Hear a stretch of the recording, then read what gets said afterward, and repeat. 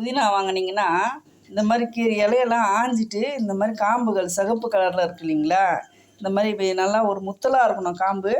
இதை வந்து நம்ம வந்து வீட்லேயே சின்னதாக ஏதாச்சும் டப்பாவில் இல்லை செடிங்க வளர்ந்துச்சுன்னா அதை சைடில் குத்தி வைக்கலாம். இது ரொம்ப உடனே வந்து புதினா வளரும் பாருங்கள். வளர்ந்ததை நான் காட்டுறேன். இதே மாதிரி நான் குத்தி வச்சு பாருங்கள். அது வளர்ந்துருக்கு பார்த்தீங்களா? புதினா எவ்வளோ சூப்பர். அடிக்கடிக்கு வீட்டுக்கு தேவைப்பட்டதை நான் இந்த மாதிரி எடுத்து யூஸ் பண்ணிப்பேன். ஏதாச்சும் செடிங்க இருக்கும் இல்லைங்களா நம்ம வீட்டில், அது சைடில் குத்தி வச்சோம்னா அது பாட்டுன்னு வந்துக்கிட்டே இருக்குங்க. தண்ணி மட்டும்தாங்க அது கேட்கும். தண்ணி ஊற்றிடலாம். வீட்டில் மாவு அரைச்சிங்கன்னா வந்து அதிகமாக வந்து 1 வாரம் 10 நாளைக்குன்னு சொல்லிட்டு சேர்த்து அரைச்சி வச்சு ஃப்ரிட்ஜில் வச்சு யூஸ் பண்ணாதீங்க. அதனால் நன்மை கிடையாதுங்க, தீமை தான். 2 நாளைக்கு மேலே பயன்படுத்தாதீங்க. 1 கிலோ நான் கண்டிப்பாக அரைச்சா தான். எங்கள் வீட்டில் ஆட்கள் ஜாஸ்தி, 5 பேர் 6 பேர் இருக்காங்க அப்படின்னா 1 கிலோ அரைச்சி நீங்கள் ஒரு 2 நாள் பயன்படுத்தலாம், தப்பு இல்லை. ஆனால் 1 வாரம் 10 நாளைக்கு ஸ்டோர் பண்ணாதீங்க, அது நல்லது கிடையாது.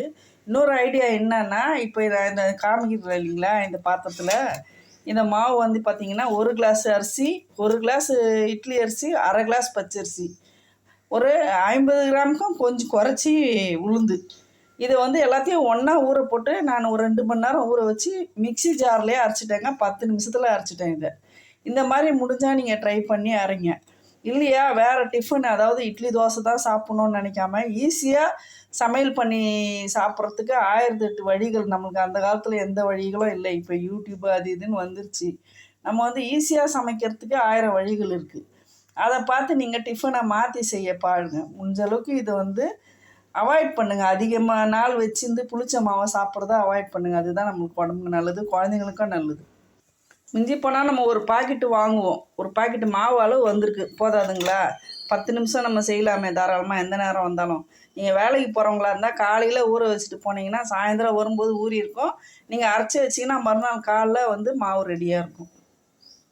வாங்கினா சில நேரம் அழுகி போயிடுங்க, டேஸ்ட்டு மாறி ஒரு மாதிரி ஆகிடும். ஆனால் இஞ்சி ரொம்ப ரேட்டு ஜாஸ்தி. நம்ம இதை வந்து பாதுகாப்பு பண்ணி வைக்கணுன்னா என்ன பண்ணணும், இதை நல்லா சுத்தமாக கழுவிக்கணுங்க. கழுவிக்கினே இந்த மாதிரி ஒரு பிளாஸ்டிக் டப்பாவில் ஒரு காட்டன் துணி போட்டுக்கணுங்க.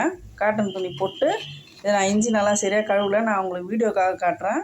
நல்லா இதை க்ளீனாக கழுவிட்டு இந்த இஞ்சி துண்டை இந்த ஈரமாக இருக்கணும், துணி ஈர துணியாக இருக்கணும். நல்லா பிழிஞ்சிடணும் துணியை. இந்த மாதிரி மூடி ஒரு டப்பாவில் போட்டு வச்சிட்டிங்கன்னா 1 மாதம் ஆனாலும் இந்த இஞ்சி வந்து கெடவே கெடாதுங்க. அப்படியே ஃப்ரெஷ்ஷாகவே இருக்கும். அப்பப்போ நீங்கள் எடுத்து பார்க்கும்போது அந்த துணியை மட்டும் லைட்டாக நினச்சிட்டு நீங்கள் திருப்பியும் சுற்றி வைக்கலாம். இஞ்சி எப்போவுமே ஃப்ரெஷ்ஷாக இருக்கும். முடிஞ்சால் ட்ரை பண்ணுங்கள்.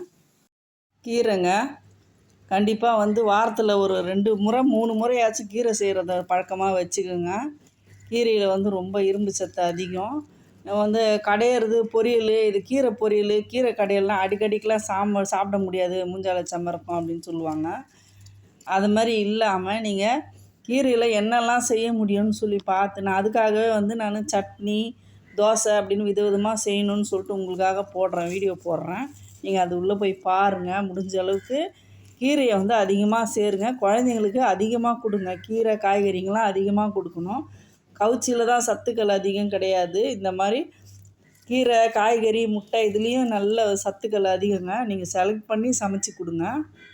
கீரையோட ரேட்லாம் 10 ரூபா 15 ரூபா தாங்க, அதுக்கு மேலாம் கிடையாதுங்க. நம்ம 1000 ரூபா 500 ரூபா கொடுத்து கறி மீன்லாம் வாங்குகிறோம்.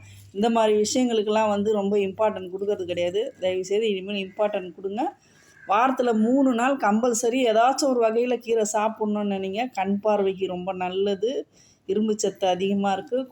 குழந்தைங்களுக்கு அதிக உணவில் வந்து கீரை கொடுக்க பாருங்கள். சைடு சப்போர்ட்டாக இருக்கட்டும். இது தேங்காய் உடைக்கும் போது சமமாக வரணுன்னா இந்த மாதிரி ஃபஸ்ட்டு தேங்காவை நினச்சிக்கணுங்க. நினச்சிட்டு தேங்காய் உடைச்சிங்கன்னா சமமாக வரும்.